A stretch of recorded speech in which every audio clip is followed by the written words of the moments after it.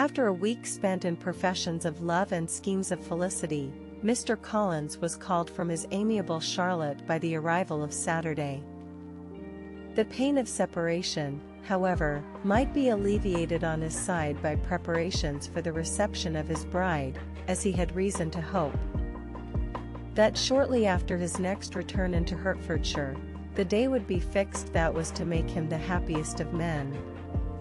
He took leave of his relations at Longbourn with as much solemnity as before, wished his fair cousin's health and happiness again, and promised their father another letter of thanks.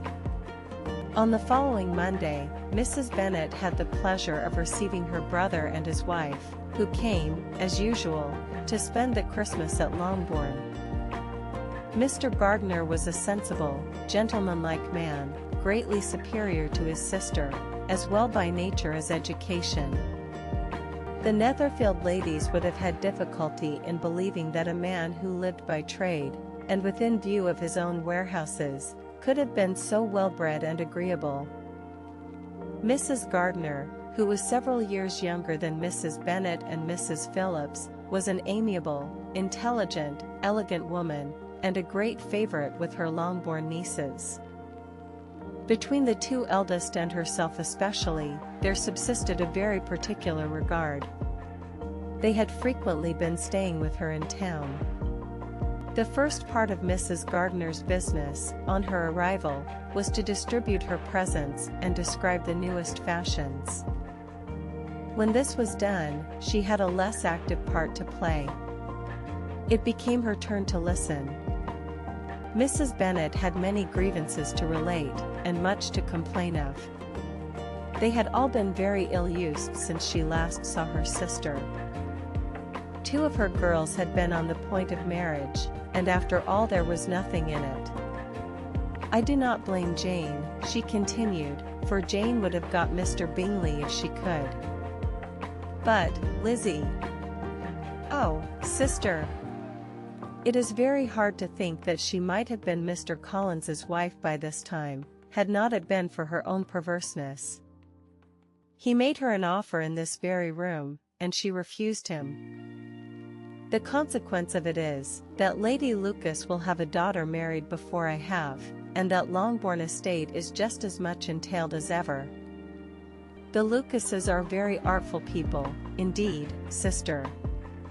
They are all for what they can get. I am sorry to say it of them, but so it is. It makes me very nervous and poorly, to be thwarted so in my own family, and to have neighbors who think of themselves before anybody else. However, your coming just at this time is the greatest of comforts, and I am very glad to hear what you tell us of long sleeves. Mrs. Gardiner, to whom the chief of this news had been given before, in the course of Jane and Elizabeth's correspondence with her, made her sister a slight answer, and, in compassion to her nieces, turned the conversation. When alone with Elizabeth afterwards, she spoke more on the subject. "It seems likely to have been a desirable match for Jane," said she. "I am sorry it went off. But these things happen so often. A young man, such as you describe Mr. Bingley, so easily falls in love with a pretty girl for a few weeks, and, when accident separates them, so easily forgets her. That these sort of inconstancies are very frequent." "An excellent consolation in its way," said Elizabeth, "but it will not do for us. We do not suffer by accident. It does not often happen that the interference of friends will persuade a young man of independent fortune to think no more of a girl whom he was violently in love with only a few days before. But that expression of violently in love is so hackneyed, so doubtful, so indefinite, that it gives me very little idea. It is as often applied to feelings which arise only from a half-hour's acquaintance, as to a real, strong attachment.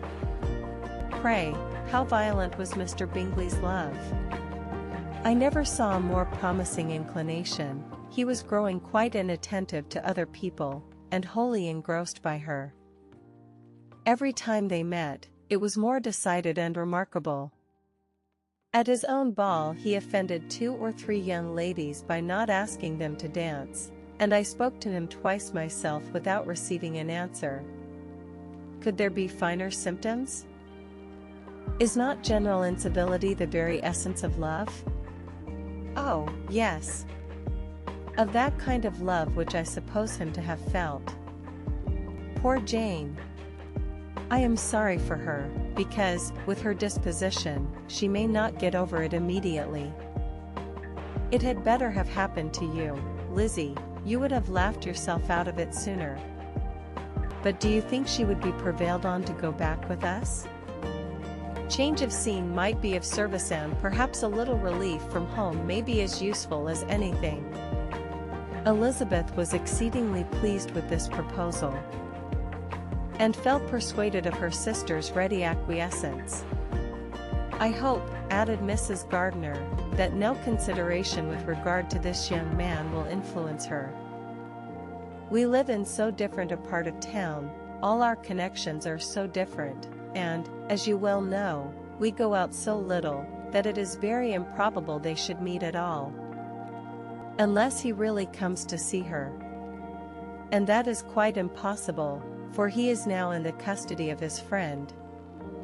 And Mr. Darcy would no more suffer him to call on Jane in such a part of London. My dear aunt, how could you think of it? Mr. Darcy may, perhaps, have heard of such a place as Grassetchage Street, but he would hardly think a month's ablution enough to cleanse him from its impurities. Were he once to enter it, and, depend upon it, Mr. Bingley never stirs without him. So much the better. I hope they will not meet at all. But does not Jane correspond with his sister? She will not be able to help calling.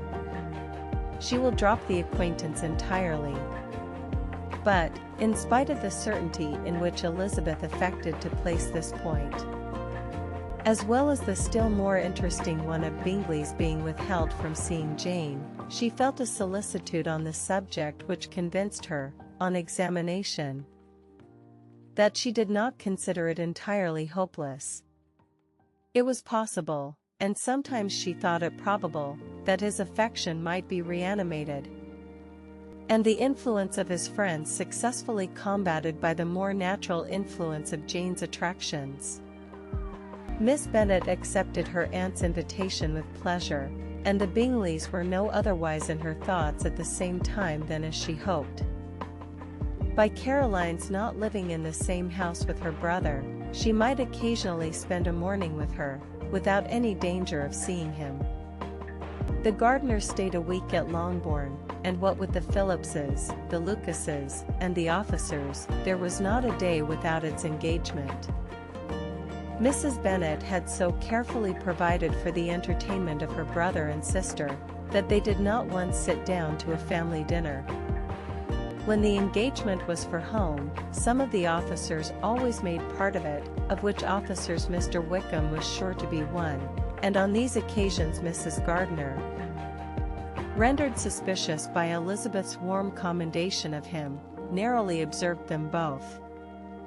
Without supposing them, from what she saw, to be very seriously in love, their preference of each other was plain enough to make her a little uneasy, and she resolved to speak to Elizabeth on this subject before she left Hertfordshire, and represent to her the imprudence of encouraging such an attachment.